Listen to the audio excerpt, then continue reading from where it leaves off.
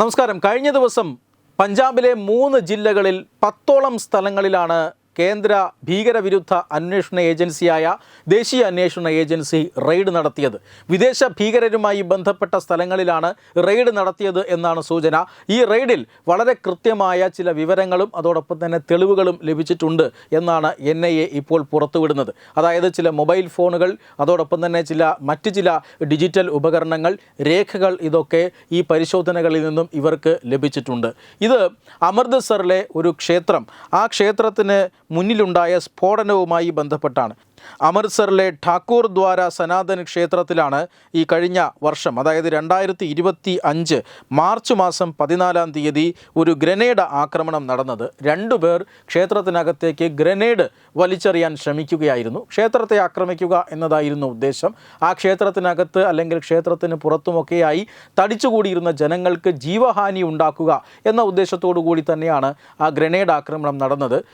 അതിൽ നിരവധി പേർക്ക് പരിക്കേൽക്കുകയും മറ്റുമൊക്കെ ചെയ്തിരുന്നു. പഞ്ചാബ് പോലീസാണ് ആദ്യഘട്ടത്തിൽ ഈ കേസ് അന്വേഷിച്ചത്. എന്നാൽ പഞ്ചാബ് പോലീസിൻ്റെ കയ്യിൽ നിന്നും ഭീകര സാന്നിധ്യം അല്ലെങ്കിൽ ഈ ആക്രമണത്തിന് ഭീകരബന്ധമുണ്ട് എന്ന് പ്രാഥമികമായ അന്വേഷണത്തിൽ തെളിഞ്ഞതിനെ തുടർന്ന് NIA ആ കേസ് ഏറ്റെടുക്കുകയായിരുന്നു. NIA ആണ് ഇപ്പോൾ ഈ കേസ് അന്വേഷിച്ചു കൊണ്ടിരിക്കുന്നത്.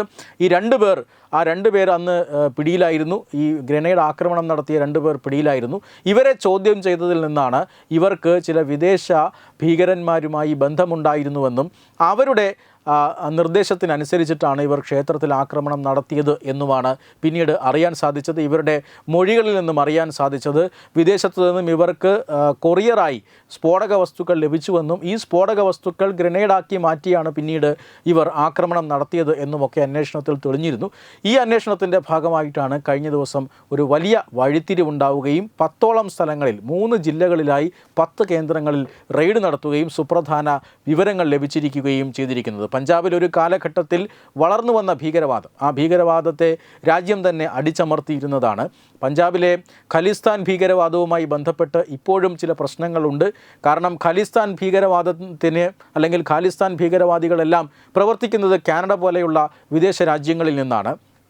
അത്തരക്കാർക്ക് ആക്രമണം നടത്തിക്കൊടുക്കുക എന്ന ഉദ്ദേശത്തോടു കൂടി പഞ്ചാബിൽ ചില ഗ്യാങ്ങുകൾ സജീവമാകുന്നതായും റിപ്പോർട്ടുകളുണ്ടായിരുന്നു. അത്തരം ഗ്യാങ്ങുകളിലേക്കാണ് ഇപ്പോൾ NIAയുടെ അന്വേഷണം പുരോഗമിക്കുന്നത്.